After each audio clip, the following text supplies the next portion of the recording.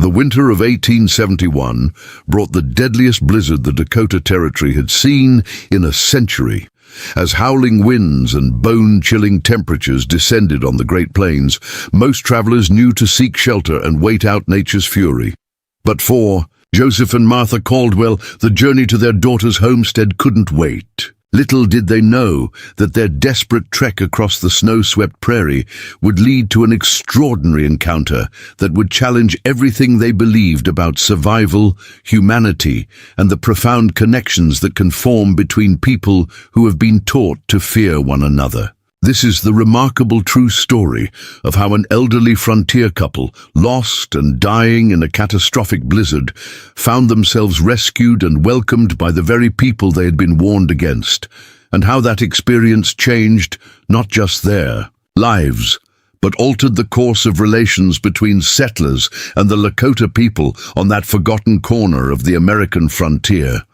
Before we jump back in, tell us where you're tuning in from, and if this story touches you, make sure you're subscribed, because tomorrow I've saved something extra special for you. Joseph Caldwell had never been a man to ignore the call of family. At 72 years old, his weathered hands and sun-creased face told the story of a life spent wrestling a living from the unforgiving Dakota Territory. Decades of harsh winters, scorching summers, and backbreaking labor had bent his frame slightly, but had done nothing to diminish the quiet determination in his pale blue eyes.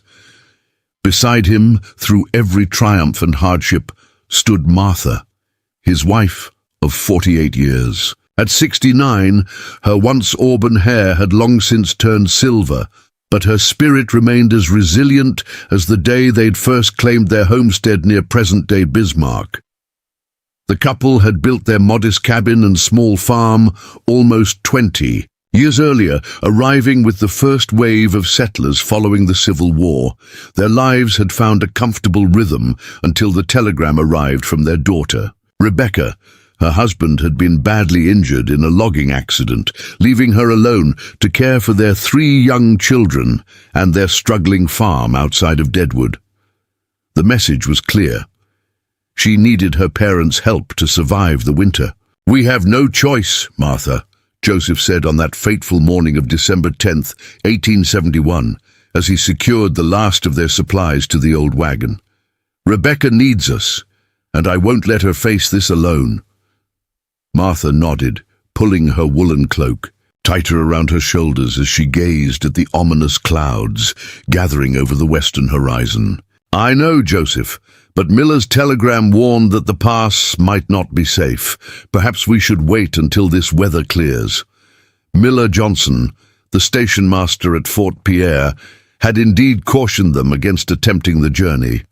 The winter had been brutal already, with snow accumulating to unprecedented depths, and the forecasts from military outposts suggested a major storm was brewing, potentially the worst in decades. "If we wait, it might be too late," Joseph replied, his voice softening as he helped Martha onto the wagon seat.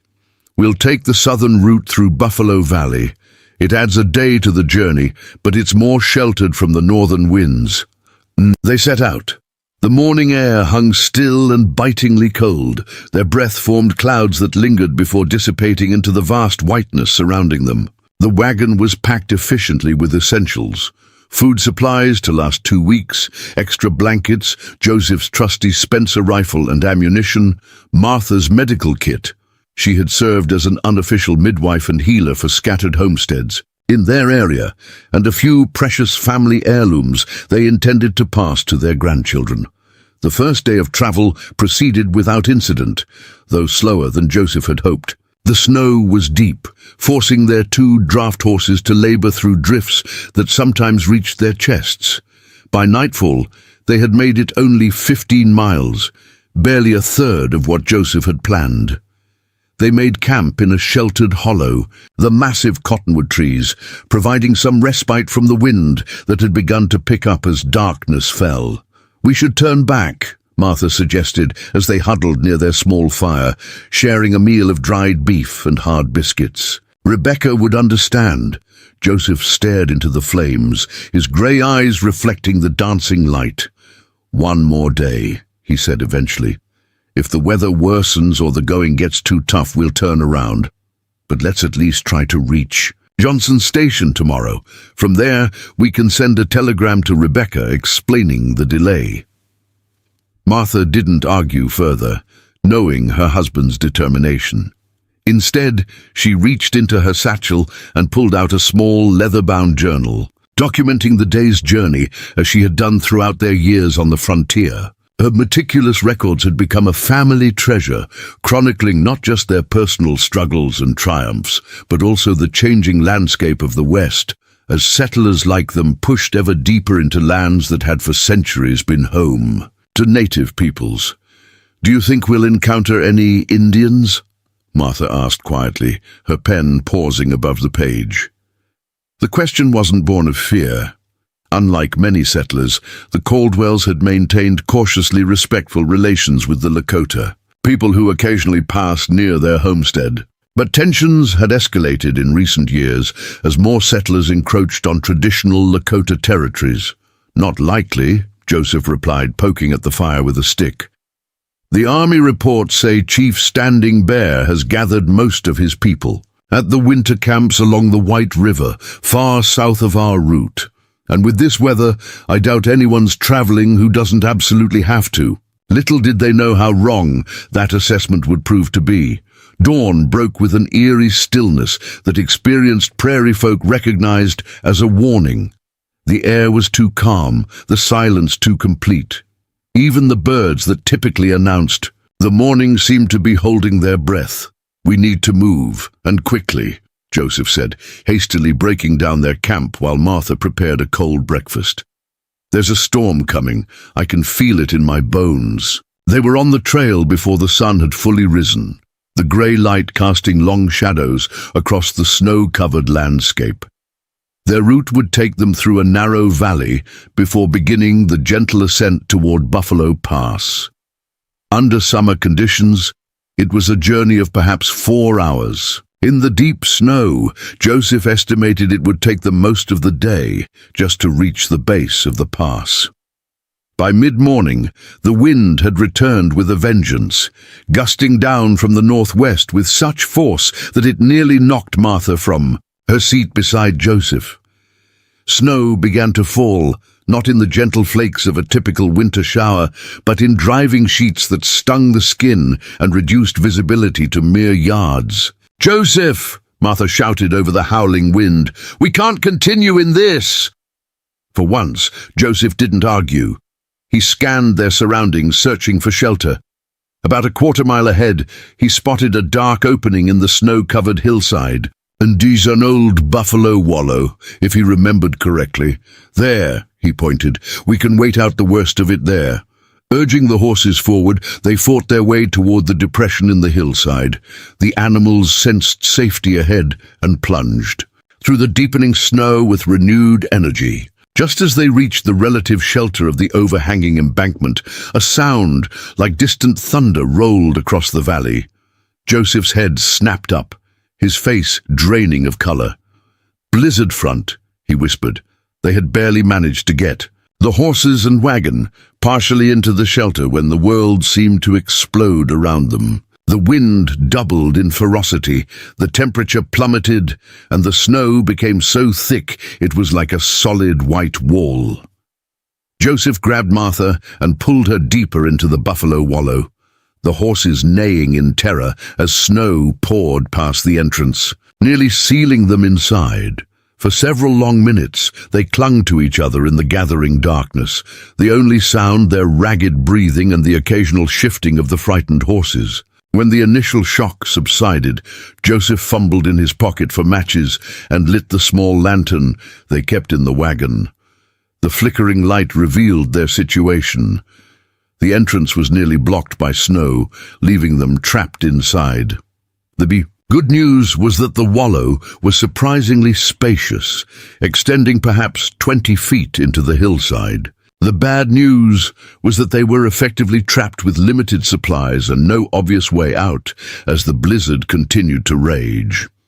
Preparing and narrating this story took us a lot of time, so if you are enjoying it, subscribe to our channel. It means a lot to us now. Back to the story.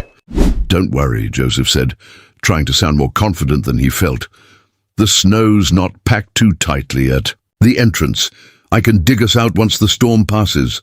For hours, they listened to the wind shriek outside their shelter, the temperature dropping steadily despite the small fire Martha managed to build from their limited firewood. The horses stomped restlessly in the confined space, their body heat providing some additional warmth. By nightfall, it became clear that this was no ordinary storm. The wind showed no signs of abating, and the cold had become so intense that frost formed on the interior walls of their shelter despite the fire. Martha tended to the frightened horses, while Joseph attempted to clear some of the snow from the entrance, only to find it replaced almost immediately by fresh drifts. "You need to rest," Martha insisted, guiding her exhausted husband back to the fire. "You can continue tomorrow." Joseph didn't protest, his hands raw and bleeding despite his thick gloves. As they settled in for the night, the reality of their situation began to sink in. Even if the storm passed by morning, and he could eventually dig them out, they were miles from any settlement in the middle of what was clearly a historic blizzard with limited supplies. "We should have listened to Johnson," Joseph said quietly, staring into the flames. Martha took his hand in hers. "We did what we thought was right for our family. Now we'll do what's necessary to survive this. We've faced worse, Joseph." "Have we?" he asked, meeting her gaze. Martha smiled gently. "Remember the grasshopper plague of '68? Or the flash flood that took our first barn? Or that summer when the fever swept through and we nursed half the county back to health? We survived. Then we'll survive now." Her words brought a small smile to Joseph's face, though it didn't quite reach his eyes. They both knew that this time was different. They were older now, their bodies not as resilient to cold and hunger, and unlike previous hardships, there was no community rallying around them. No neighboring homesteaders to come searching when they failed to arrive at their destination. For 2 days, the blizzard raged unabated. Joseph continued his futile efforts to dig them out, while Martha carefully rationed their dwindling supplies. The horses were becoming increasingly restless in the confined space, and feeding them was depleting their grain faster than planned. The temperature in the wallow had dropped dangerously as their fire burned lower to conserve wood. On the morning of the 3rd day, Joseph woke to the sound of voices outside the snow barrier. At first he thought he was dreaming, but Martha heard them too, muffled conversations in a language neither of them recognized. "Hello!" Joseph shouted, scrambling toward his partially dug tunnel. "Is someone there? We're trapped inside." The voices stopped abruptly, followed by a rapid exchange that sounded like questions. Then, in accented English, a man's voice called back, "How many people?" "2. Joseph replied. "My wife and I, and our horses, we've been trapped for days." Another exchange in the foreign language. "Then stand back from snow, we dig." Joseph and Martha backed away from the entrance, hardly daring to hope. Soon they heard the sounds of digging, not just one person but several, working systematically from the outside. Within an hour, a small opening appeared, widening gradually until a face peered through, a young Lakota man with a red band tied around his forehead. "You are well?" he asked, his dark eyes scanning the wallow. "Yes," Joseph replied, almost weeping with relief. "Thank God you found us." The opening widened further, revealing more faces. All Lakota men dressed in a mixture of traditional clothing and items clearly traded from settlers.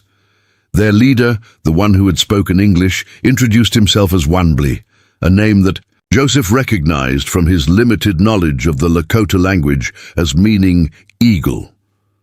"We saw signs of wagon before storm," Wanbli explained, as his men continued to clear the entrance. "When storm passed, we followed trail. Found where you entered." Thought maybe people trapped. Within 2 hours, they had cleared enough snow to lead the horses and Joseph and Martha out into the blinding daylight. The scene outside was one of utter devastation. The entire landscape had been transformed by the blizzard, trees broken. Under the weight of snow, the trail completely obliterated, and drifts higher than a man's head in some places. "You are lucky," Wanbley said, gesturing to the destruction. "Many die in this storm. Our scouts found 3 settlers' wagons already, no survivors." Joseph nodded soberly, realizing how close they had come to sharing that fate. "We owe you our lives. I'm Joseph Caldwell, and this is my wife Martha. We were trying to reach our daughter's homestead near Deadwood." Wanbley shook his head. No way to Deadwood now, all trails buried until spring thaw. He conferred briefly with the other men, then turned back to the Caldwells. "Our winter camp is 2 days' journey south. You come with us. When the weather improves, we will help you find a different route." Martha stepped forward. "That's very kind, but we wouldn't want to impose." Wanbley cut her off with a raised hand. "Winter is dangerous. No place for elderly alone. Chief Standing Bear says all people are welcome when survival is at stake." The journey to the Lakota winter camp began immediately.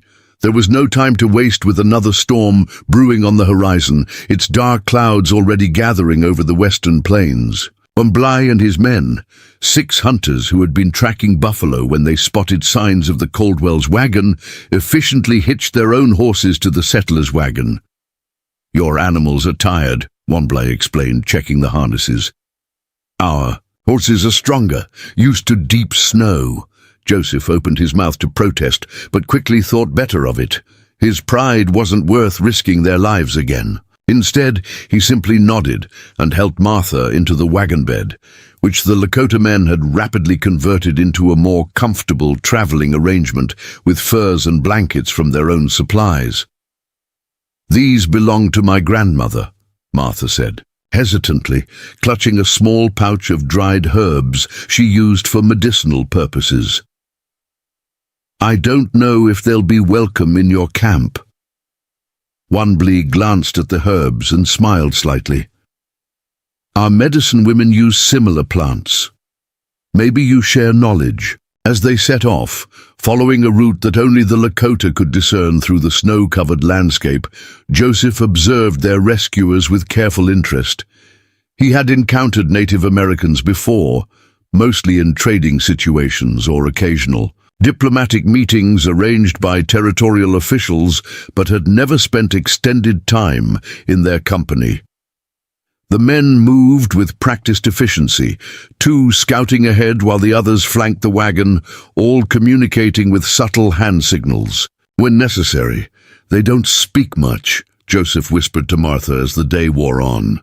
"Not all conversations need words," she replied, watching as one of the younger men spotted something in the distance and made a quick gesture that instantly brought the group to alert attention.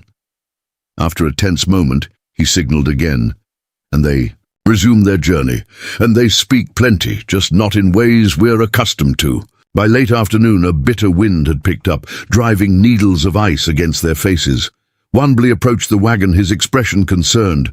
"Storm coming faster than expected. Need to make shelter for the night." Within half an hour, the Lakota men had constructed a temporary camp in the lee of a massive snowdrift. They built a windbreak of pine boughs, established a central fire pit that was remarkably effective at reflecting heat toward their sleeping areas, and even created a sheltered space for the horses. The efficiency with which they worked made Joseph and Martha's usual camping efforts seem clumsy by comparison. As they huddled around the fire that evening, Wanbley introduced the other men properly.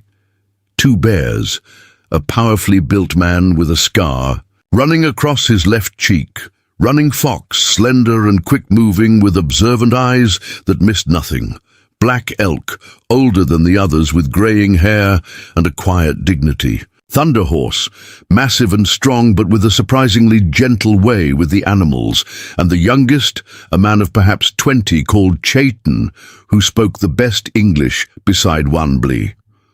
"My father traded with settlers," Chayton explained when Joseph remarked on his fluency. He taught me to speak both languages from childhood. There was pride in his voice, but also a hint of something more complex, the challenge of straddling two worlds that often viewed each other with suspicion or outright hostility. Joseph nodded thoughtfully. That's a valuable skill in these changing times, changing for some more than others, Chayton replied, his gaze steady. That night, as the storm raged around their surprisingly warm shelter, Martha found herself unable to sleep. Her mind was filled with concerns about their daughter Rebecca and her family in Deadwood, wondering if they had received word about the blizzard, if they believed their parents were lost. Beside her, Joseph slept fitfully, occasionally murmuring. In his dreams, she startled slightly when a figure moved nearby. Wanbli, taking his turn at watch, nodded to her, then quietly offered a small container. "Tea," he said simply. "Help sleep." Martha accepted the drink gratefully, surprised by its pleasant minty flavor. "Thank you," she said, "for this and for saving our lives." Wanbli settled nearby, feeding small sticks into the fire. "Many winters ago," he said after a long silence, "a white trapper found my younger brother lost in a blizzard, brought him to safety." He poked at the embers thoughtfully. "Life is a circle. Sometimes you help, sometimes you need help." Martha considered his words. "I wish more people, both your people and mine, saw things that way." "Some do, not enough." Wanbli glanced toward where Joseph slept. "Your husband, he fears us?" Martha shook her head. "Not fear. Uncertainty, perhaps. We've lived near your people for years, but never truly known any as individuals." She sipped the tea again. "People fear what they don't understand." Wanbli nodded slowly. "At camp you will meet many. Chief Standing Bear welcomes visitors who come in peace, even has white. Manners advisor, Thomas Blackwood, former Army scout who married the chief's cousin 15 winters ago. This information surprised Martha. She had heard rumors of white men living among the native tribes, but had assumed they were mostly trappers or outcasts who had abandoned their former lives completely. Does this Thomas, does he still maintain connections with settler communities? He trades, carries messages sometimes, Wanbli added. Helps prevent misunderstandings. Martha felt a flutter of hope. Then perhaps he could help us send word to our daughter in Deadwood, just to let her know we're alive. When weather clears, Wanbli promised. Now sleep. Tomorrow's journey will be difficult. The next day dawned clear but bitterly cold. Frost had formed on the inside of their shelter, and the snow crunched like broken glass beneath their feet. But the storm had passed, revealing a landscape transformed into a crystalline wonderland, sunlight refracting off every surface in dazzling patterns. They set off again, making better progress on the hardened snow. By midday, they began to descend into a sheltered valley that showed increasing signs of habitation, trail markers carved into trees, the occasional cleared path, and finally, smoke rising from multiple sources in the distance. Paha Sapa Valley, Wanbli announced, winter camp of northern Lakota bands since before my grandfather's grandfather. As they approached, Joseph and Martha could see why the location had been chosen. The valley was naturally protected by high ridges on three sides, blocking the worst of the winter winds. Several hot springs bubbled along its edge, creating areas free from snow and ice. Most importantly, the southern exposure meant sunlight for much of the day, a precious commodity during the short winter days. The camp itself was larger and more permanent than the Caldwells had expected.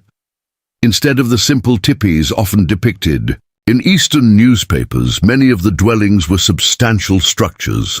There were many conical lodges made of poles and hides, but others were larger winter lodges constructed with more permanent materials. Perhaps 60 such dwellings were arranged in a rough circle around the central gathering area.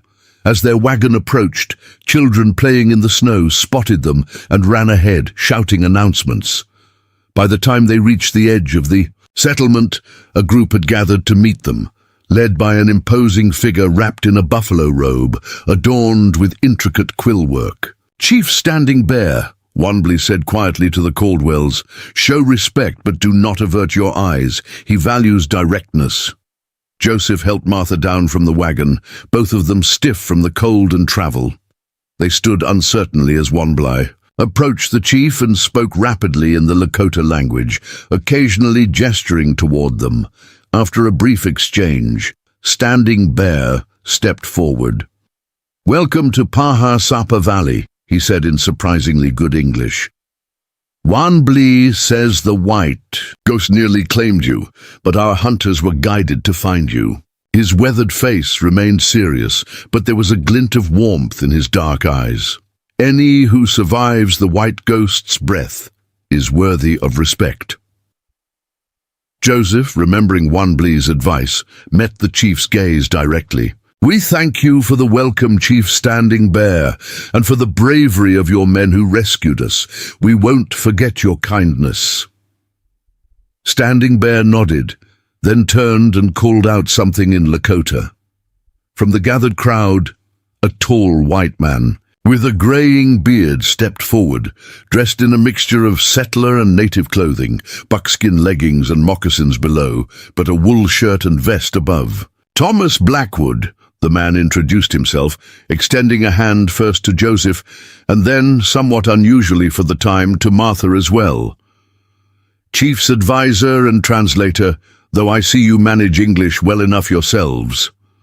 "The chief speaks excellent English," Martha observed.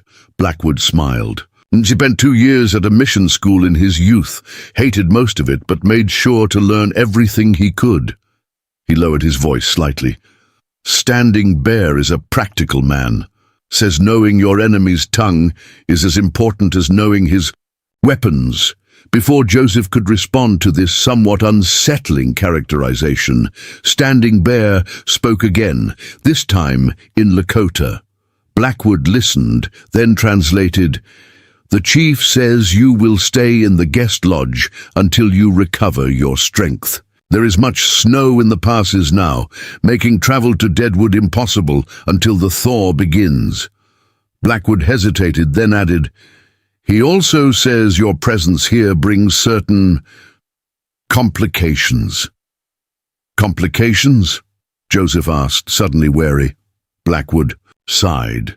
"The peace between Lakota and settlers is fragile. Some bands further north have already had skirmishes with miners and ranchers. Standing Bear maintains neutrality, but harboring white settlers, even rescued ones, could be seen as taking sides by more militant leaders." Martha stepped forward. "We don't wish to bring trouble to those who saved us. Perhaps there's a settler outpost closer than Deadwood where we could—" Blackwood shook his head. "Nearest settlement is Fort Laramie, over 100 miles through terrain that would kill you before you made it 10. No, you're safer here. The chief has decided, and his word is law. I simply want you to understand the delicacy of your situation." With that somewhat ominous warning, they were led to their temporary home, a small but sturdy lodge near the edge of the camp. Inside, they found a central fire pit, with smoke venting through a hole in the roof, raised sleeping platforms covered with furs, and even a small table and 2 stools clearly of settler manufacture. "Trading post furniture," Blackwood explained when he saw Joseph examining the table. "Standing Bear believes in taking the best from both worlds." He gestured around. "This lodge is used for important visitors or trading partners who stay overnight. Hasn't seen much use lately with the heavy snows." After Blackwood left them to settle in, Martha sat heavily on one of the sleeping platforms, the events of the past days finally catching up with her. Joseph busied himself arranging their salvaged belongings, his movements jerky with unspoken tension. "What are you thinking, Joseph?" Martha finally asked. He paused, hands resting on the small chest of family heirlooms. "I'm thinking we're now dependent on the goodwill of people who have every reason to hate settlers like us. They saved our lives when they could have left us to die, Martha pointed out. Yes, and now we're an inconvenience, a complication, as that Blackwood fellow put it. Joseph ran a hand through his silver hair. I don't like being beholden, Martha, especially not here. Would you prefer we had frozen to death in that buffalo wallow? When Joseph didn't answer, Martha continued more gently. This is an opportunity. Joseph, how many settlers can say they've lived among the Lakota, seen their ways firsthand? Think of the stories we'll have for the grandchildren. Joseph's expression softened slightly at the mention of their grandchildren. I suppose you're right, and it's not as if we have much choice. He sat beside her on the platform. I just hope Rebecca doesn't think we're dead. Blackwood mentioned he sometimes carries messages, Martha reminded him. Perhaps once we've rested, we can ask about sending word to Deadwood. Their conversation was interrupted by a soft call from outside. Joseph opened the door to find a Lakota woman, perhaps a few years younger than Martha, holding a covered basket. I am Rainflower, the woman said in halting English. Standing Bear's sister. Bring food. She offered the basket, which contained steaming bowls of some kind of stew, along with flatbread still warm from baking. Thank you, Joseph said, accepting the gift. Would you like to come in? Rainflower hesitated, then nodded and stepped inside, her curious gaze taking in the Caldwells and their possessions. Her eyes lingered on Martha's small medicine pouch, which lay open on the table, its contents. Various dried herbs, small bottles of tinctures and a worn notebook, partially visible. You heal? Rainflower asked, pointing to the herbs. Martha nodded. In a simple way. I'm not a doctor, but I know some remedies. Rainflower's face brightened with interest. I also heal. Learn from mother. Teach daughter. She pointed to one of Martha's bottles. What is this? Willow bark tincture, Martha explained, for pain and fever. We use same, Rainflower said, looking pleased at the commonality. Tomorrow you come see our medicines? Martha glanced at Joseph, who gave a small nod. I'd be honored, she told Rainflower. After the Lakota woman left, they ate the provided meal, a rich stew of buffalo meat and unfamiliar roots that was surprisingly flavorful, accompanied by bread that had been cooked on hot stones rather than in an oven. Better than our trail rations, Joseph admitted as he finished his portion. That night, exhausted from their ordeal and journey, they slept deeply despite the strange surroundings. Martha woke once to the sound of distant drums and singing, but the rhythm was somehow soothing, and she soon drifted back to sleep, feeling safer than she had since leaving their homestead days before. Morning brought a flurry of activity as the camp came fully to life around them. Children's laughter echoed as they played elaborate games in the snow. Women called to each other as they went about their tasks, and hunting parties prepared to depart. It was a scene of vibrant community life that contradicted the common settler depiction of native winter camps as grim exercises in mere survival. Shortly after they had breakfast on more of the stone-baked bread, now served with a sweet preserve made from wild berries, Thomas Blackwood arrived at their lodge. Chief Standing Bear has called a council meeting for midday, he informed them. He'd like you both to attend to formally introduce you to the elders and explain your situation. Joseph straightened his jacket, suddenly conscious of his appearance after days of travel and limited washing opportunities. Of course. Is there a particular way we should dress or behave? Blackwood's weathered face creased in a smile. Just be yourselves. The Lakota value authenticity above all. They can spot a man putting on airs from 100 paces.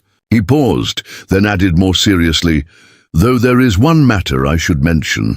Some of the younger warriors, particularly those from bands that have had negative encounters with settlers recently, may not be welcoming. Don't take offense. We understand, Martha assured him. We are grateful guests, not entitled ones. Blackwood nodded approvingly. I'll return for you before the council begins. Until then, you're free to explore the camp. Just stay within sight of the central fire." With a brief tip of his hat, a habit from his former life that he had evidently retained, he departed. Joseph and Martha exchanged glances, both recognizing the subtle warning in Blackwood's parting words. They were welcome, but not entirely trusted. Not yet.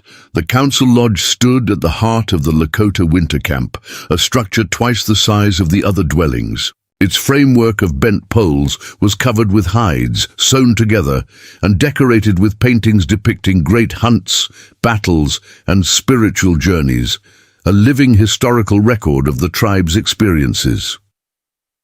As Thomas Blackwood led Joseph and Martha toward the lodge that afternoon, they noticed how the camp's activity seemed to flow around this central building, like water around a stone in a stream. Children, who had been playing boisterously nearby, lowered their voices as they passed. Women tending the outdoor cooking fires straightened and nodded respectfully.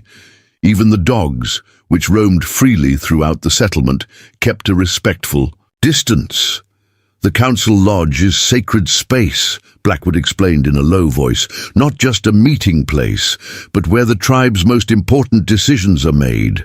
Where their history is preserved through stories, where disputes are settled, like our courthouses and churches combined." "And where will we be seated?" Martha asked, adjusting the collar of her dress nervously. "As guests, you'll sit near the entrance opposite the chief. It's considered respectful to keep your eyes lowered when first entering, until Standing Bear acknowledges you." Before they reached the entrance, they were joined by Wanblee, now dressed in more formal attire, a fringed buckskin shirt adorned with intricate beadwork and porcupine quills dyed in vibrant blues and reds. "Wanblee will present you to the council," Blackwood said. "He was your rescuer, so the responsibility falls to him to vouch for you." Joseph extended his hand to the Lakota man. "We're in your debt once again." Wanblee clasped Joseph's forearm in the traditional warrior's grip rather than shaking hands. "Speak truth in council. Nothing more needed."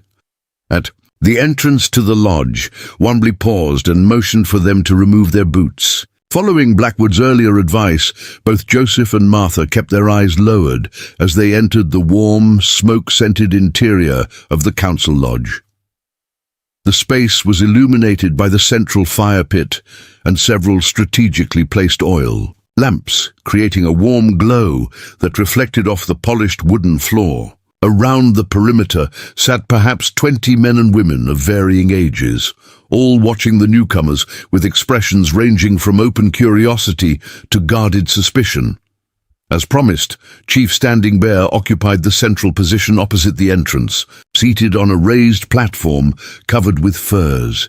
He wore a magnificent headdress of eagle feathers and a ceremonial robe decorated with hundreds of tiny beads arranged in geometric patterns.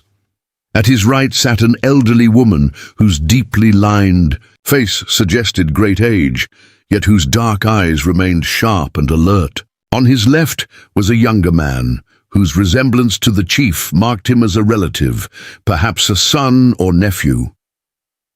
After a moment of silence, Standing Bear raised his hand in greeting. "Joseph and Martha Caldwell, the blizzard survivors. Step forward. Into the light of our council." Blackwood had taken a position to the side, ready to translate if necessary, but the chief continued to speak in English. "Our people have gathered here in Pahasapa Valley through the cold moons for countless generations," Standing Bear said, his voice strong despite his years. "In the time before horses, before iron tools, before the pale faces came over the eastern horizon, these waters," he gestured toward the direction of the hot springs, "heal our sickness and warm our bodies when snow blankets the land." He paused, his gaze shifting between Joseph and Martha. "Now we find ourselves in strange times. The old ways change. New people claim our hunting grounds. Government men draw lines on paper maps and tell us where we may live." His expression remained neutral, but the weight of history hung on his words. Into this complicated world, the White Ghost sends us two elderly settlers, saved from death by the bravery of our young men. Standing, Bear leaned forward slightly. I must ask, what should the Lakota people make of this sign?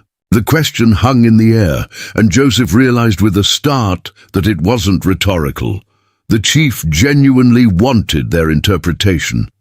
He glanced at Martha, uncertain how to respond. Martha stepped forward, her voice clear in the hushed lodge. Chief Standing Bear, we claim no special knowledge of signs or spirits. We are simply grateful to be alive thanks to your people's compassion. Perhaps the only meaning is the simplest one, that in times of true peril, what divides us matters, less than our common humanity.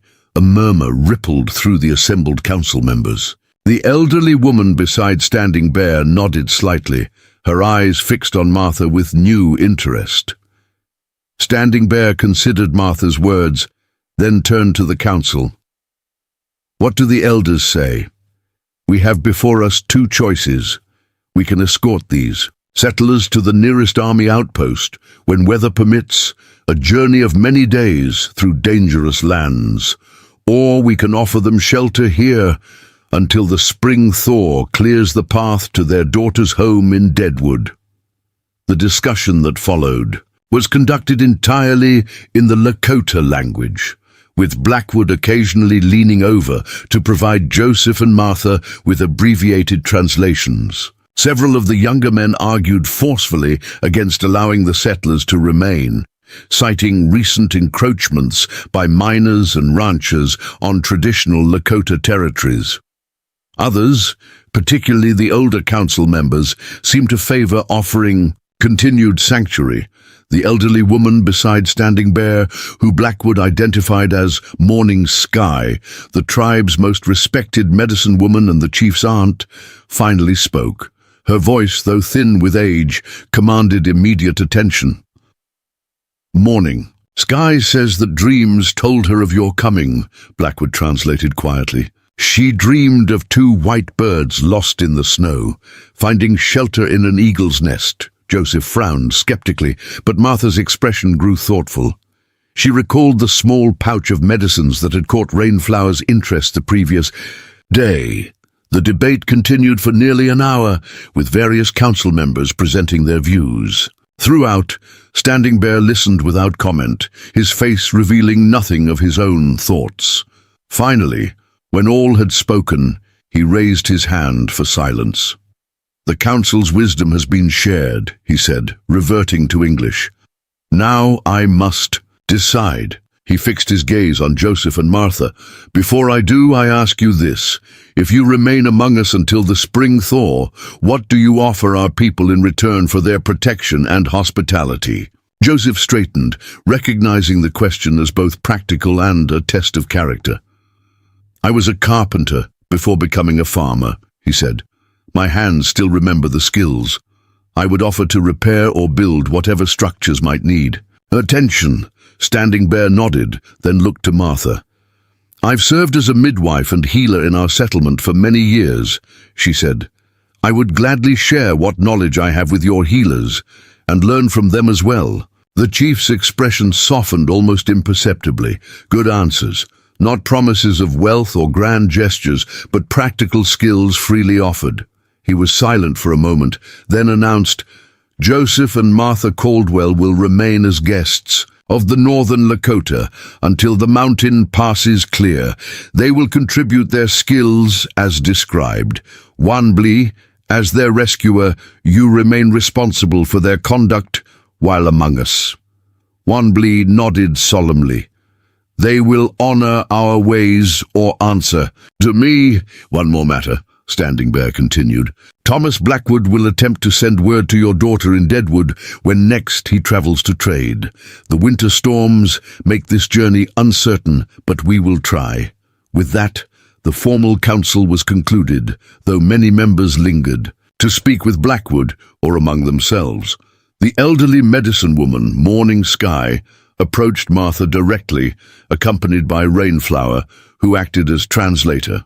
Grandmother wishes to know more of your healing ways, Rainflower explained. She says women who heal must share knowledge for the good of all people.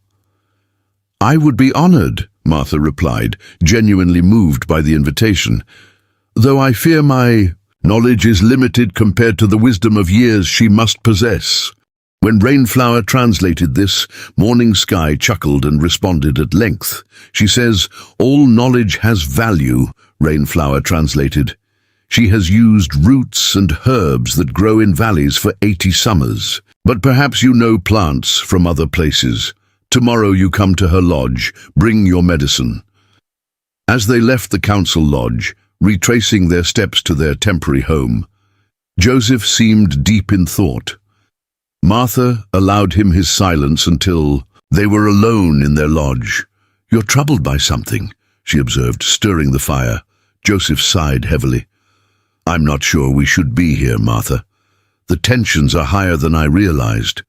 Did you see how some of those younger men looked at us? I saw, Martha acknowledged, but I also saw how others stood up for us. This isn't so different from the divisions in our own communities. Remember how the Miller family and the Dawsons couldn't agree on water rights? People are people, Joseph. This is different, Joseph insisted. If word gets back to Fort Laramie, the 2 white settlers are living among hostile Indians, there could be repercussions for us and for these people who've helped us. Martha sat beside her husband, taking his weathered hand in hers. Do you truly believe these people are hostile?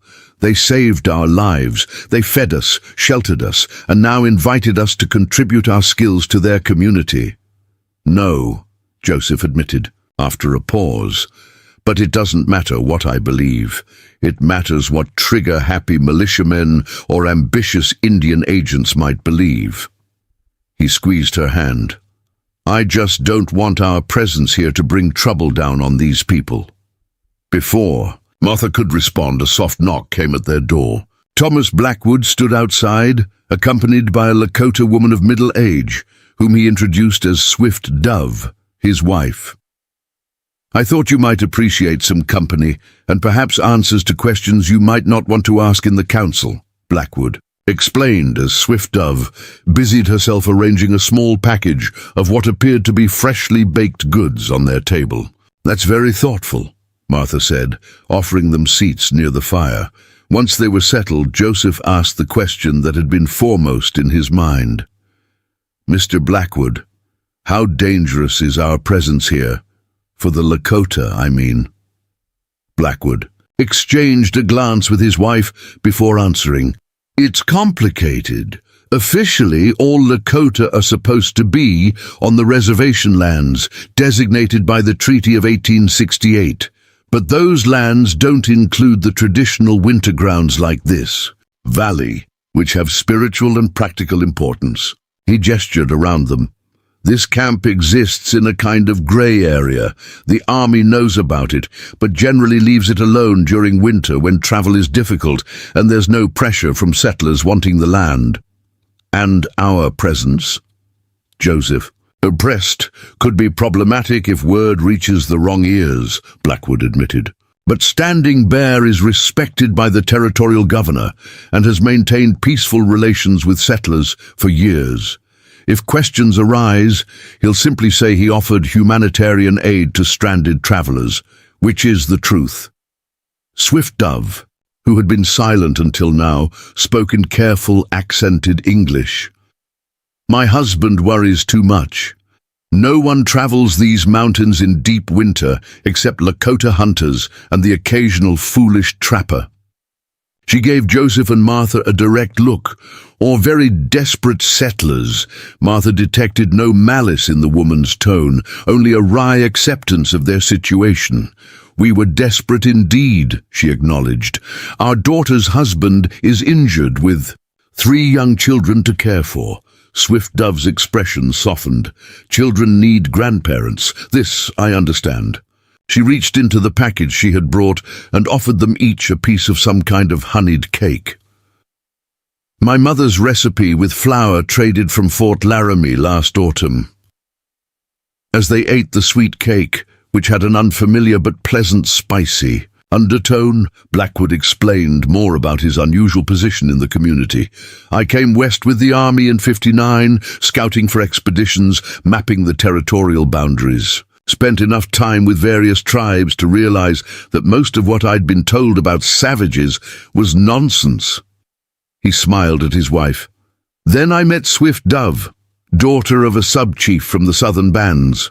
Caused quite a scandal on both sides, but Standing Bear, who was just rising to leadership then, saw an opportunity. He offered us a place here if I would serve as an intermediary with the territorial authorities. 17 winters now, Swift Dove added with evident pride. 2 daughters, 1 son. Our oldest daughter married a Lakota hunter, youngest studying at mission school near Cheyenne, son training as hunter, but also learns reading and writing. A foot in both worlds, Martha said, understanding. Blackwood nodded. It's the future. Whether traditionalists on either side like it or not, the world is changing too fast for isolation to be viable. The tribes that adapt some aspects of white ways while preserving their cultural core will have the best chance of surviving what's coming. And what is coming? Joseph asked quietly. Blackwood's expression grew somber. More settlers, more railroads, more pressure on treaty lands. The buffalo herds are already decimated on the plains. The mining companies have their eyes on these mountains.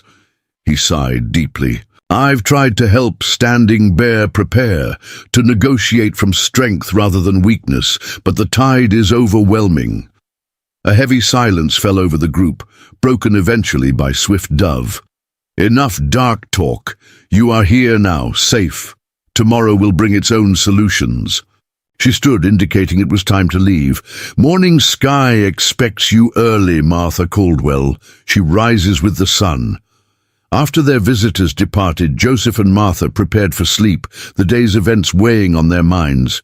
Outside, the sounds of the camp gradually quieted as night deepened, though the occasional burst of laughter or snippet of song drifted to their ears. Whatever happens, Martha said as they settled onto their sleeping platform, I believe we were meant to be here, Joseph, not just to survive, but perhaps to understand.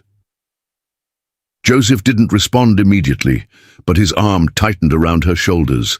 Perhaps, he conceded finally, we'll see what tomorrow brings.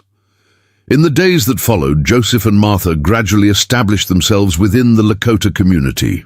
Each morning, Martha would join Morning Sky and Rainflower in the Elders' Lodge, learning the extensive pharmacopoeia of medicinal plants and healing techniques the Lakota had refined over generations. This root, Morning Sky explained through Rainflower's translation, holding up a gnarled specimen, stops bleeding and pulls poison from wounds. Martha examined it carefully. We call this yarrow. I've used it for fevers, but never directly on wounds. Morning Sky nodded thoughtfully, then demonstrated how the root was mashed with other ingredients into a poultice. This pattern repeated dozens of times. Familiar plants used in unfamiliar ways, or completely new specimens that Martha carefully documented in her medical journal, sketching the plants and noting their preparations and uses. Meanwhile, Joseph found himself immersed in a different kind of education. Though initially reluctant, he began assisting with repairs to various structures damaged by the heavy snowfall. His skillful carpentry, particularly his ability to create more efficient smoke vents that reduced the amount of firewood needed, earned him grudging respect from even the more skeptical warriors. A breakthrough came when Chayton, the young Lakota man with mixed heritage who had been part of their rescue party, sought him out one evening. My grandfather built lodges, Chayton explained, sitting beside Joseph at the communal fire. He taught me some before dying from the coughing sickness, but there are things I never learned. He hesitated, then asked directly, would you teach me how to make the corner joints that don't need metal, the ones that hold against strong winds? Joseph was surprised by the request, but readily agreed. The following day, he began instructing Chaitin in the art of dovetail and mortise and tenon joints, using scraps of wood salvaged from broken lodge poles. Chaitin proved to be a quick study, his fingers nimble and his mind grasping the geometric principles immediately. "You have a natural gift for this," Joseph commented as Chaitin completed a perfect dovetail on his third attempt. "The old skills matter," Chaitin replied simply, "even as we learn new ways." Other young men observed these lessons from a distance, maintaining their pride but clearly interested. Within days, several had joined the informal carpentry school that had spontaneously formed around Joseph. As January gave way to February, the days gradually lengthened, and the grip of deepest winter began to loosen. Thomas Blackwood made his promised journey to a trading post where mail could be sent onward to Deadwood, carrying a letter from Joseph and Martha to their daughter Rebecca, explaining their situation and promising to arrive as soon as the passes cleared.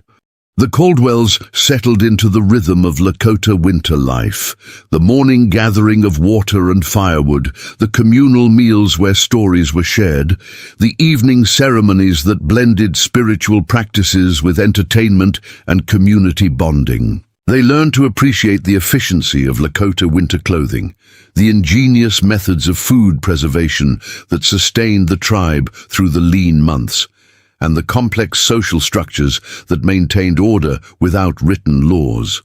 Yet, beneath this growing comfort lay an awareness that their position remained precarious. Rumors occasionally reached the camp of increasing tensions further south, where other Lakota bands were in direct conflict with encroaching settlers, and as the weather showed signs of moderating, the question of their eventual departure and return to their own world hung unspoken between them. February brought a deceptive thaw, 3 days of sunshine and temperatures warm enough to melt the surface snow, creating glistening rivulets that carved channels through the white landscape.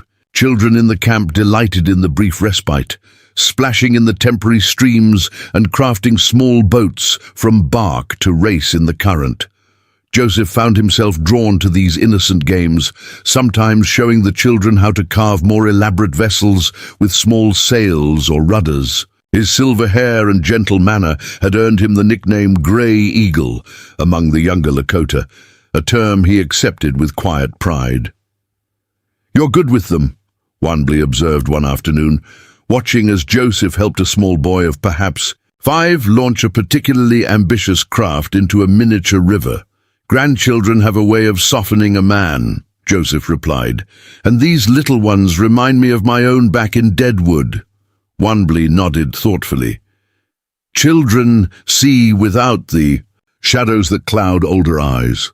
To them, you are just an old man who makes good toys, not a settler." The simple truth of this observation struck Joseph deeply. He had begun to notice how differently he now saw the Lakota, not as an undifferentiated group of Indians, but as individuals with distinct personalities, talents and flaws. Morning Sky's wisdom and dry humor, Standing Bear's pragmatic leadership, Chaitin's thoughtful intelligence, the children's universal delight in play. When did this shift happen?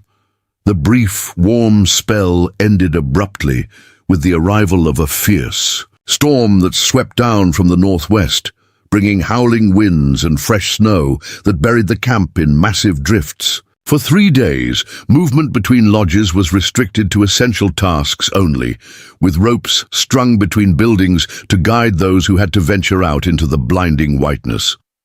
Confined to their lodge, Joseph and Martha spent the time in quiet conversation, reflecting on their experiences and what awaited them back in the world of settlers. "I'm not sure I'll see things the same way when we return," Martha admitted, as she sorted and labeled the various medicinal specimens she had collected with Morning Sky's guidance. "Before, I thought I understood the Indian problem, as the newspapers call it. Now we've seen the other side," Joseph finished for her. "Broken treaties, stolen lands. It's not so simple as civilization versus savagery anymore, is it?" "It never was," Martha said softly. "We just couldn't see it." The storm eventually passed, But its aftermath brought an unexpected crisis to the camp. 3 hunters who had been caught in the blizzard staggered in from the wilderness, suffering from severe frostbite and exposure. Among them was Black Wolf, one of Standing Bear's most valued warriors and Rainflower's husband. Martha was summoned to Morning Sky's lodge, where the injured men had been brought. The scene inside was one of controlled urgency. The elderly medicine woman directing younger helpers in preparing remedies, while family members hovered anxiously nearby. "You have treated frostbite?" Morning Sky asked Martha directly, her usual need for translation set aside in the emergency. "Many times," Martha replied, immediately assessing the 3 men laid on pallets near the central fire. Black Wolf appeared, to be in the worst condition, his extremities blackened with severe frostbite, his breathing shallow. For the next several hours, Martha and Morning Sky worked side by side, combining their knowledge to try to save the men's lives and limbs. They applied poultices of yarrow and comfrey to promote circulation, administered willow bark tea for pain, and carefully warmed the affected areas with tepid water rather than direct heat. A technique Martha had learned from a Philadelphia doctor who had once passed through their settlement. By nightfall, 2 of the men had stabilized, but Black Wolf remained in critical condition. The frostbite on his feet was so severe that Martha feared gangrene would soon set in if it hadn't already. "His feet," she said quietly to Morning Sky. "The damage is too great." The elderly healer nodded gravely. "I see it too. The spirit leaves the flesh when it turns black like this. In my world, a doctor would remove them to save his life," Martha said, hesitant to suggest such a drastic measure, but knowing the alternative was likely death. Morning Sky's eyes widened. "Cut away parts of the body?" She seemed shocked, but then grew thoughtful. "Our ways teach that the body must remain whole to enter the spirit world, but if the choice is between life changed or no life..." She studied Black Wolf's unconscious form, then made a decision. "Show me how this would be done." Martha explained the procedure as she understood it. The need for extremely sharp knives, for boiling the instruments to prevent infection, for some way to control bleeding, and for medicines to prevent the overwhelming pain. "I am not a surgeon," she emphasized.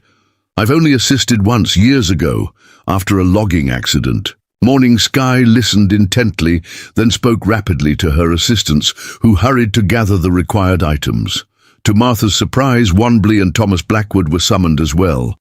"Wanbley has the steadiest hands among our hunters," Morning Sky explained, "and your friend Blackwood has seen field surgeries during his army days." What followed was a remarkable collaboration. Martha directing the procedure based on her limited knowledge, Wanbley performing the actual cutting with his razor-sharp hunting knife, Blackwood providing insights from battlefield medicine, and Morning Sky administering a powerful herbal mixture that kept Black Wolf unconscious throughout the ordeal. By dawn, the grim task was complete. Black Wolf had lost both feet at the ankles, but the bleeding had been controlled, the wounds cleaned and bandaged. Whether he would survive remained uncertain, but he had been given a chance. As they finally stepped outside Morning Sky's lodge, exhausted and emotionally drained, Martha found Joseph waiting anxiously. "I heard what happened," he said, supporting her as she swayed with fatigue. "The whole camp is talking about it." "Talking good or talking bad?" Martha asked wearily. "Both, I think," Joseph admitted. "Some see it as a brave attempt to save a valued warrior.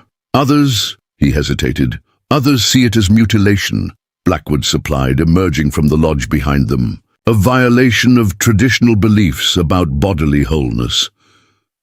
Martha's heart sank. After all the progress they had made in being accepted, had this single act, performed with the best intentions, undone it all? For the next 2 days, Black Wolf hovered between life and death, while Martha and Morning Sky maintained a constant vigil, watching for signs of infection. The atmosphere in the camp was subdued, with small groups gathering to perform healing ceremonies outside the medicine lodge, their songs rising and falling through day and night. On the third morning, Black Wolf's fever broke. By afternoon, he was conscious enough to take broth and speak briefly with his wife. That evening, Standing Bear convened a special council to discuss what had occurred. Unlike the previous council meeting, this one was conducted with an air of tension that was palpable even to Joseph and Martha as they entered the lodge. The seating arrangement had changed subtly. Several of the younger warriors now sat separately from Standing Bear's usual allies, their expressions guarded. "We face a question that our ancestors never had to answer," Standing Bear began after the ceremonial pipe had been smoked. "Our brother Black Wolf lives, but at what cost? His body is no longer whole. By our oldest traditions, this would mean his spirit too is damaged." He fixed his gaze on Martha. Yet this settler woman's knowledge saved him from certain death. An intense debate followed, much of it in Lakota language too rapid for Martha or Joseph to follow without translation. Blackwood occasionally leaned over to provide context, explaining how deeply the concept of bodily integrity was woven into traditional Lakota spiritual beliefs. "It's not just about physical completeness," he whispered. "It touches on their understanding of the afterlife, of a warrior's status, of a man's role in the community." One young warrior stood suddenly, pointing accusingly at Martha. "She has stolen his spirit path," Blackwood translated. "Better to die whole than live broken." Rainflower rose immediately in response, her voice ringing out in passionate defense. Though Martha couldn't understand the words, the emotion behind them was unmistakable: gratitude, determination, and fierce love for her husband.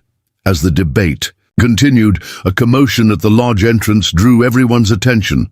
Supported by two young men, Black Wolf himself had arrived, pale and weak, but insistent on addressing the council. A hush fell over the gathering as the injured warrior was helped to a place near the fire. For a long moment he simply looked around the circle, his gaze lingering on his wife, then on Standing Bear, and finally settling on Martha.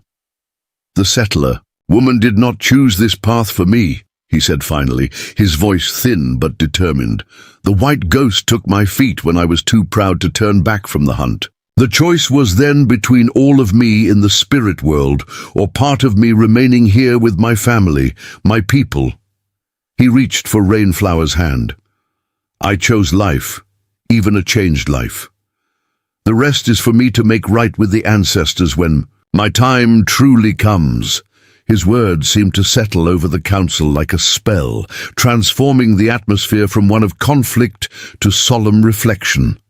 After Black Wolf was helped back to the medicine lodge, Standing Bear spoke once more.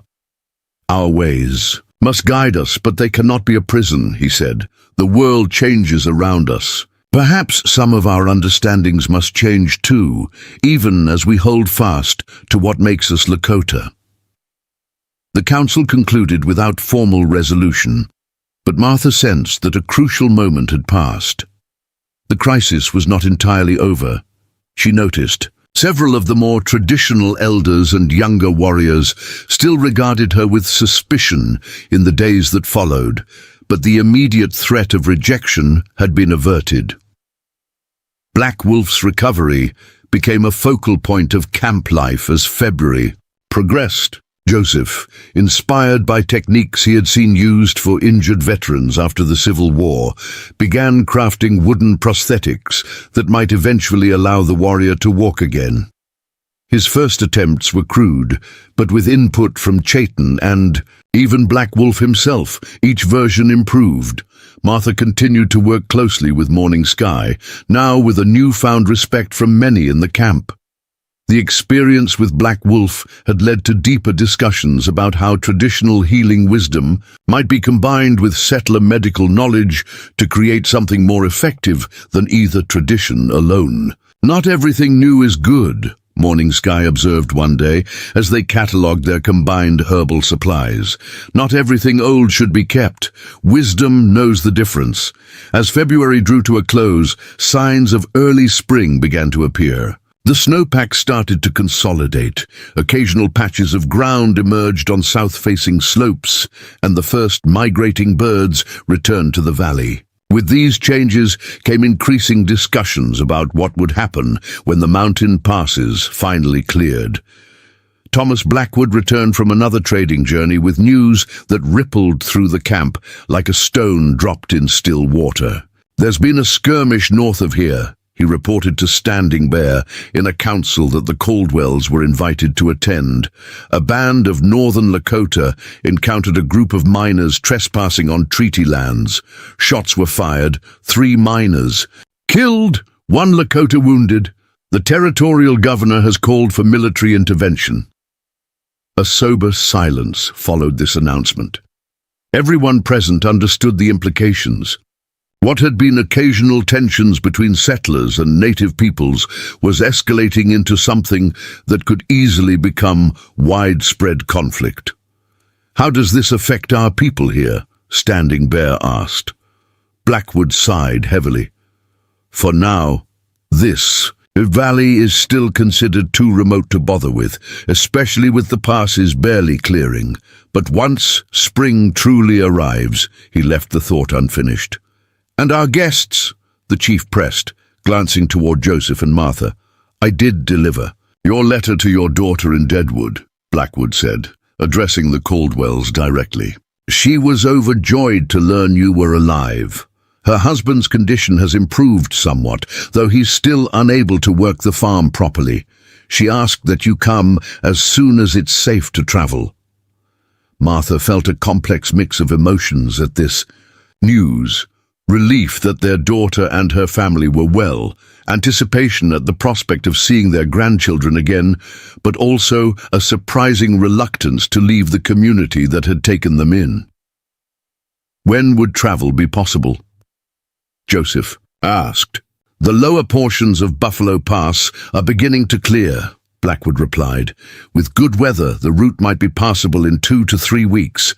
I could guide you myself if Standing Bear permits." The chief nodded slowly. "It would be best," he said, his tone making it clear this was not just about ensuring the Caldwells' safety. With tensions rising, having elderly settlers living among the Lakota could become a liability for both parties.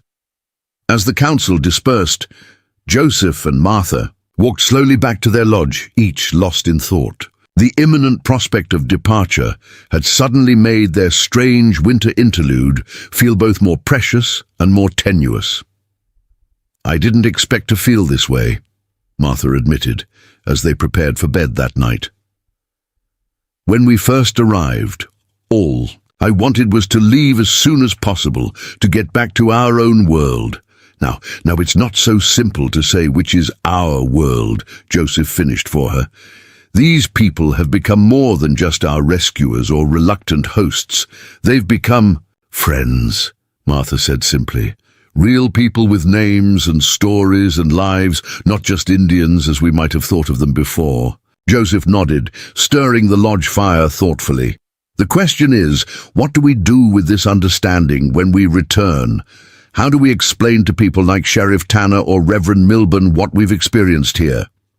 It was a question neither of them had a ready answer for, but one that would become increasingly urgent in the weeks to come. The following day, a Chinook wind swept through the valley, bringing unseasonably warm air that accelerated the spring thaw. Streams that had been frozen solid for months burst their icy constraints, and the constant drip of melting snow from lodge coverings created a gentle percussion throughout the camp. With improving weather came renewed hunting expeditions, now focused on early spring game emerging from winter dens. Joseph was surprised to be invited to join one such party led by Wanbley and including Chayton among the hunters. "I'm an old man and a poor shot compared to your warriors," Joseph protested when Wanbley extended the invitation.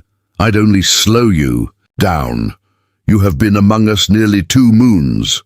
Wanbli replied with the hint of a smile. "Yet you have not seen how we hunt. Before you return to your people, you should know this." Understanding the honor being offered, Joseph accepted. The hunting party set out before dawn the next day, traveling light and moving with the quiet efficiency that Joseph had come to associate with Lakota warriors. They headed west, following game trails that were becoming visible as the snow receded. By midday, they had tracked a small herd of elk to a sheltered valley. What followed was a masterclass in hunting technique, not the straightforward stalking and shooting that Joseph was familiar with, but an elaborately coordinated effort that used the terrain and wind direction to maximum advantage. Wanbli positioned the hunters in a wide arc, while he and another experienced warrior created a subtle pressure on the herd, guiding them gradually toward the waiting hunters. No shots were fired until precisely the right moment, when Wanbli gave a signal that sent the herd moving at just the right angle. The resulting hunt yielded 2 elk, taken with minimal disturbance to the rest of the herd. What impressed Joseph most was not just the skill displayed, but the reverence with which the animals were treated after the kill. Wanbli led the hunters in a brief ceremony of thanksgiving, acknowledging the elk's sacrifice. Nothing was wasted. Meat, antlers, even internal organs were carefully preserved for various uses. "This is how my grandfather taught me," Wanbli explained as they prepared to transport their bounty back to camp. "The animal gives life to the people. We must honor the gift." Joseph thought of the recreational hunting he had witnessed among wealthy Deadwood businessmen, the casual waste, the trophies taken while meat was left to rot, and felt a profound sense of shame by comparison. When they returned to camp, their successful hunt was cause for celebration.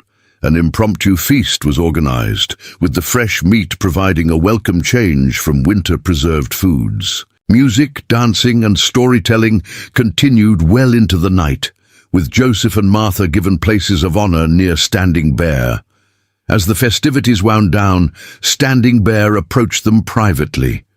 "When you return to your people," he said without preamble, "what will you tell them of the Lakota?" Joseph and Martha exchanged glances, recognizing the importance of the question. "We will tell them the truth," Joseph replied simply. "That we owe our lives to your people's compassion and wisdom, that we found honor, intelligence, and community here. And if they do not wish to hear this truth," Standing Bear pressed. Martha met his gaze steadily. "Then we will tell it anyway, and we will challenge the lies when we hear them." The chief studied them for a long moment, then nodded once, apparently satisfied. "Perhaps the white ghost knew what it was doing after all, sending you to us through the snow that moves like water." As he walked away, Joseph and Martha sat in contemplative silence, watching the embers of the celebration fire slowly fade. Beyond the circle of the camp, the stars shone with astonishing clarity in the cold spring night, eternal witnesses to the brief, bright moments of human connection across seemingly insurmountable divides. March arrived with the determined force of a season asserting its rightful place. The snow retreated daily, revealing a landscape transformed by winter's long embrace, fallen trees, redirected streams, and slopes reshaped by blizzards. Among these changes, Buffalo Pass gradually emerged from its icy shroud, the trail becoming increasingly navigable with each passing day. For Joseph and Martha, this transformation brought a growing awareness that their time in Pahasapa Valley was drawing to a close. The knowledge filled them with a complex mixture of emotions, eagerness to reunite with their family in Deadwood, yet reluctance to leave the community that had become so unexpectedly significant to them. One crisp morning, as Martha gathered early spring herbs with Rainflower and several other women, she found herself studying the Lakota woman's face, committing its features to memory. "You look at me strangely," Rainflower observed, pausing in her harvesting of tender spruce tips. "I'm trying to remember you," Martha admitted. "All of this. I don't want to forget." Rainflower smiled gently. "Old ones say memory lives in heart, not just head." She pressed her hand to her chest. "What matters stays." Later that day, Morning Sky summoned Martha to her lodge for a private conversation. The elderly medicine woman had prepared a special tea, serving it in beautifully crafted cups of carved horn that Martha recognized as precious heirlooms. "You leave soon," Morning Sky stated without preamble, her English halting but determined. "Before you go, I will teach one more thing." From a small parfleche bag decorated with intricate quillwork, she withdrew a bundle wrapped in soft deerskin. Unwrapping it carefully, she revealed a collection of small pouches, each containing different substances: powdered herbs, dried roots, crystallized resins. "These medicines," Morning Sky explained, "not for common sickness, for women only. For bringing life, for ending pain when birthing, for healing after child comes." She fixed Martha with an intent gaze. Sacred knowledge, women's power. Martha understood immediately the magnitude of what was being offered, not just herbal remedies, but closely guarded wisdom that represented generations of female healers' experience. This wasn't knowledge that Morning Sky would share casually, even with other Lakota women, let alone an outsider. "I'm honored beyond words," Martha said, accepting the bundle with appropriate reverence. "But why share this with me? I'm leaving, returning to my own people." Morning Sky's weathered face creased in a smile. "Knowledge wants to live, to grow. I see in you good hands for carrying." She tapped the bundle. "You take to women who need settler women far from doctors, from mothers and sisters who would help them." For the next several hours, Morning Sky methodically explained each remedy, its preparation, application, and the specific conditions it addressed. Martha took meticulous notes in her medical journal, drawing diagrams of plants she might need to identify in different regions, recording precise measurements and methods. What struck her most was how many of these remedies addressed problems that settler women suffered through in silence, often with little effective help from male doctors who dismissed or minimized their distinctly female health concerns. Here was practical wisdom that could ease real suffering. "I will honor this gift," Martha promised as their session concluded, "and I'll ensure it's passed on to worthy hands after me." Morning Sky nodded, satisfied. This is women's way, hand to hand through time. She clasped Martha's fingers in her own gnarled ones. "Now our hands have touched across the divide. This is good medicine too." Meanwhile, Joseph was engaged in a different kind of knowledge exchange. Since joining the hunting party, several younger Lakota men had become more open with him, particularly those interested in the woodworking techniques he had been teaching. Under Chayton's encouragement, Joseph had begun conducting regular sessions outside their lodge when weather permitted. On this day, he was demonstrating how to create a dovetail joint without using metal nails, a technique of particular interest to the Lakota, who had traditionally lacked access to manufactured fasteners. A half-dozen men watched attentively as his weathered hands worked the wood with practiced precision. "The strength is in how the pieces lock together," Joseph explained, showing how the angled cuts created a joint that became stronger under pressure, like fingers interlaced, each supporting the other. Black Wolf, now moving about the camp with the aid of the wooden prosthetics Joseph had crafted for him, observed from nearby. His recovery had been remarkable, his determination to regain mobility pushing him through painful rehabilitation. Though he would never move with his former ease, he had already surpassed everyone's expectations of what might be possible. "This joining of woods," Black Wolf commented, "is like the joining of peoples. Difficult to cut properly, easy to do badly, but very strong when done right." Joseph glanced up, struck by the metaphor. "That's wisdom I hadn't considered, my friend." Black Wolf smiled slightly. I have had time to think while learning to walk again. When pieces of different shapes find how they fit together, something new is created, something that couldn't exist before.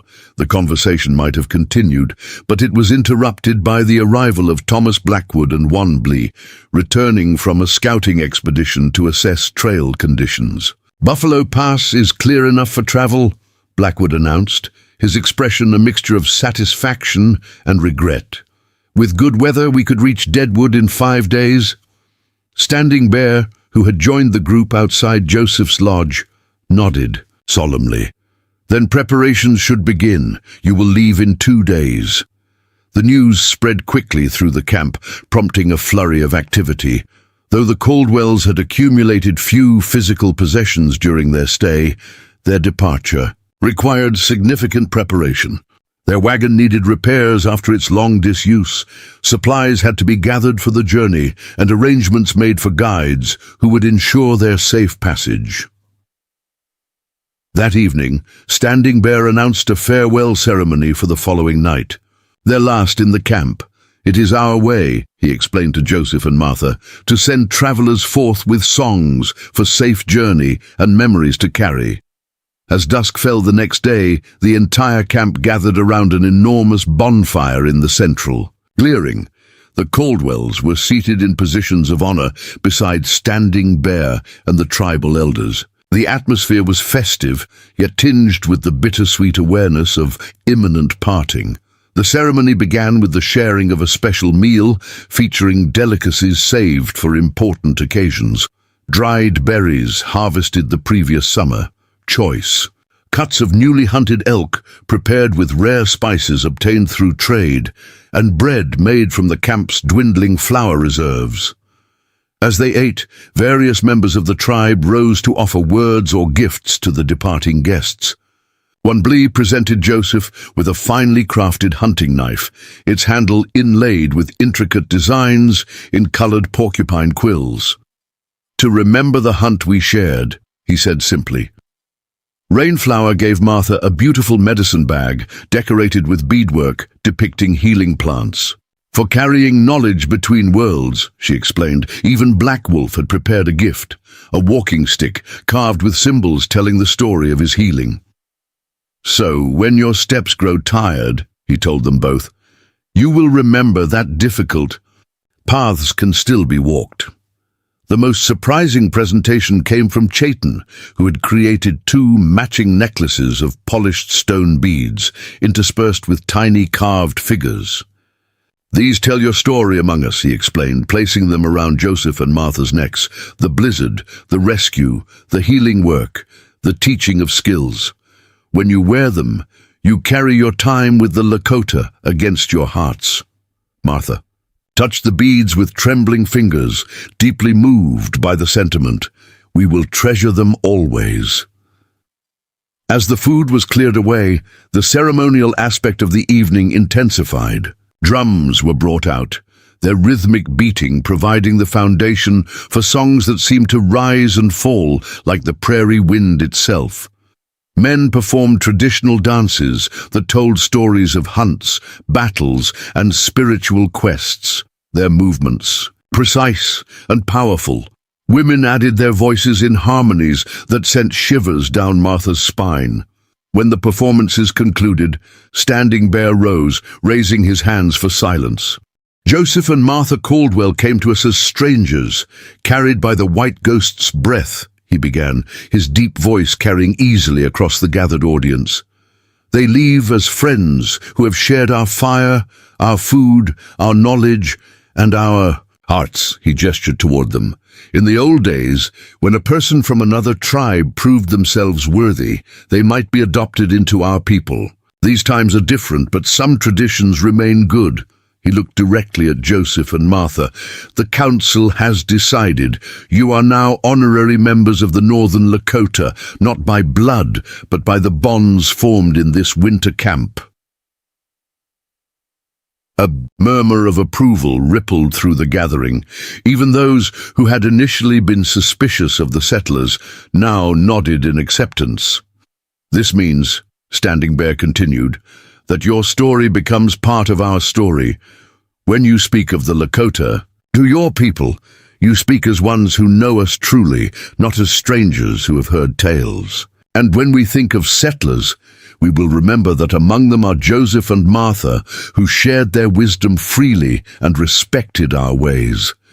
Joseph rose somewhat unsteadily to respond.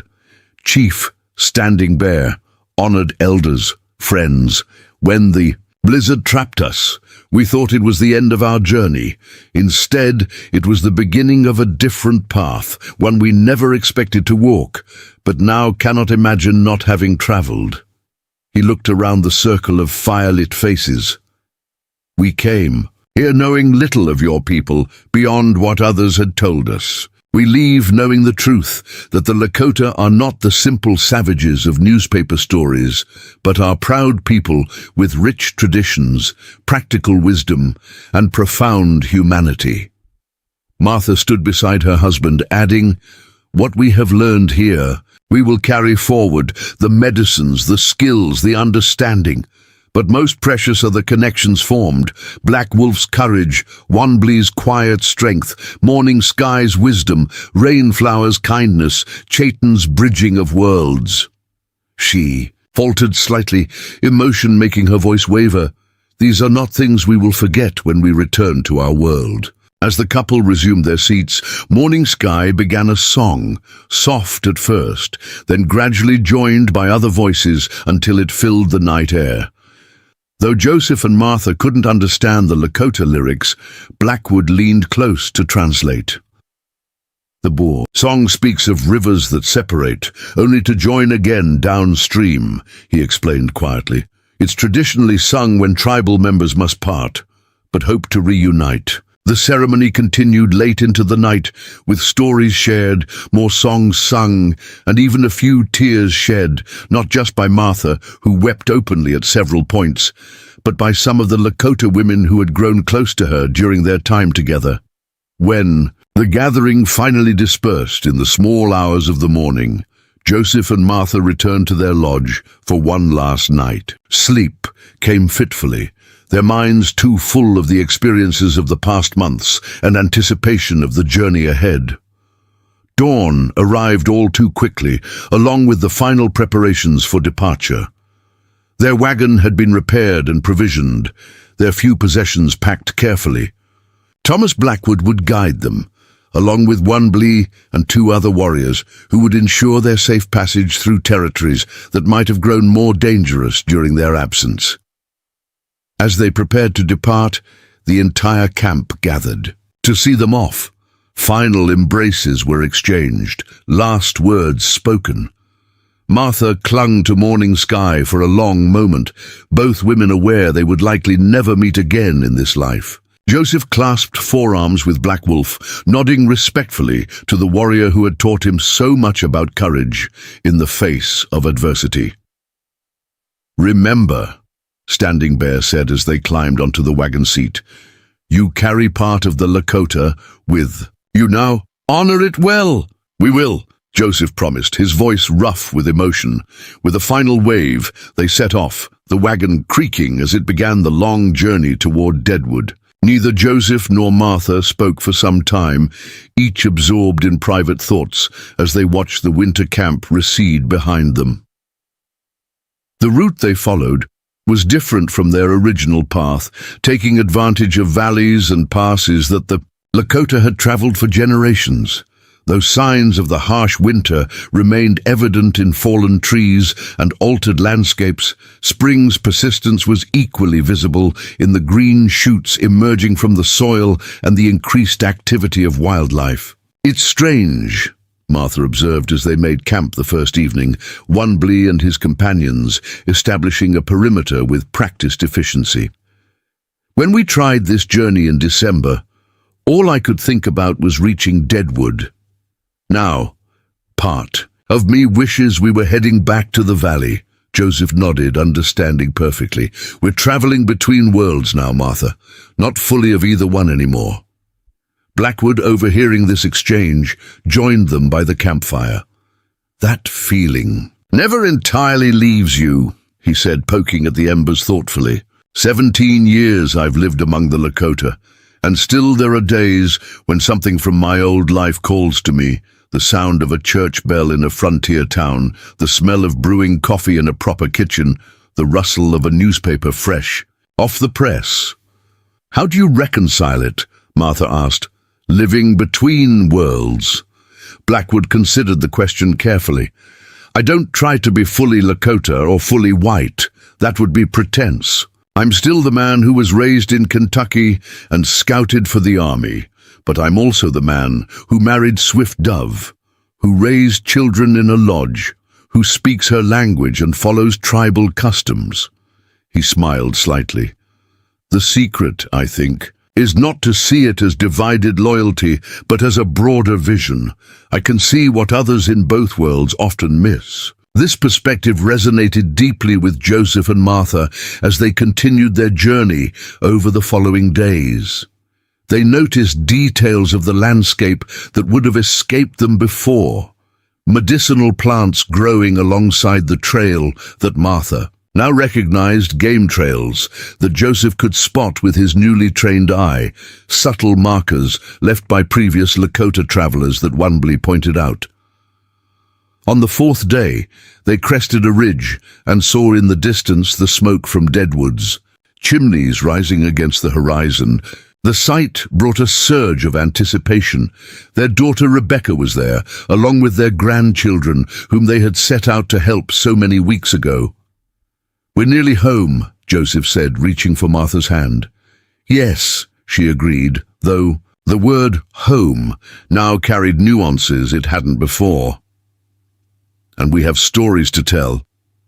As they made their final camp before reaching Deadwood, Wunbli approached them privately.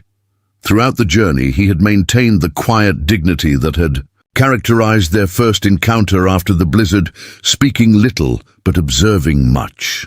Tomorrow you return to your people, he said, settling beside them at the fire. Soon after I return to mine. We can never repay what you did for us, Joseph said earnestly. Finding us in that buffalo wallow, bringing us to your camp, Wunbli shook his head. No debt between us, but perhaps a promise. He looked between them intently. When you speak of the Lakota, speak the truth, not just to family, but to those with power, those who decide what happens to our lands, our children, our future. Martha met his gaze steadily. We promise. Whatever small influence we may have, we'll use it to speak the truth about your people. Wunbli nodded, satisfied. Then our paths crossed for good reason, no matter what storm brought it about. He rose to return to his watch position, then paused, adding quietly, Little eagles send their regards. Joseph looked puzzled. Little eagles, children of camp, Wunbli explained with the hint of a smile. They renamed you, not Caldwell anymore to them, but Grey Eagle and Healing Hands, the ones who came with winter and taught new things. This small revelation affected Joseph and Martha more deeply than any of the formal honors bestowed during the farewell ceremony. To be remembered in the stories and games of children seemed somehow more lasting, more real than any official recognition.